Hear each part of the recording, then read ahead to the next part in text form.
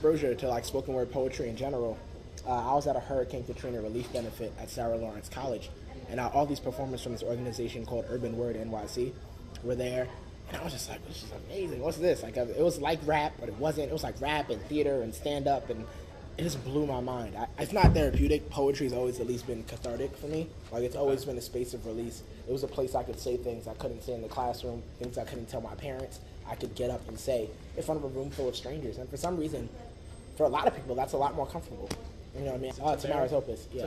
Well, when it started, that poem came out of me really just being really reflective one summer about what a lack of relationship I really had with Tamara. I know that there is no poem that can make up for all the time we have lost, so please, if you can, just listen. How badass was it performing for the president? Pretty awesome. Probably the coolest day of my life. I got to meet James Earl Jones. I proposed to Esperanza Spalding, and she said maybe we can make that happen, which is so much better than yes. And it's like, how many performers are waiting their whole life to like get that call to perform for a major world leader?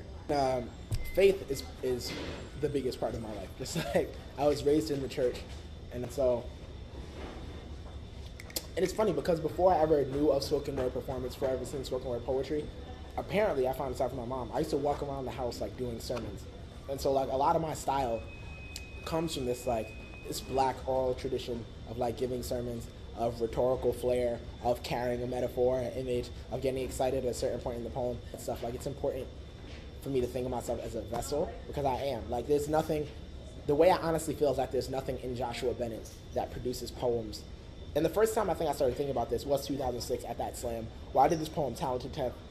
That was about my experience as like a black man in private school, slavery, lynching. Like, there's a lot going on in that piece. And this middle-aged white woman like broke down in tears, like, and that was the moment where I realized there was something undeniably universal about the craft I was a part of. This is bigger than me. So regardless of whether or not you clap, smile, I would love for everybody to smile, clap, laugh, and have a great time right now. But regardless, this message is gonna come forth. Hopefully you'll receive something from it. And that's it.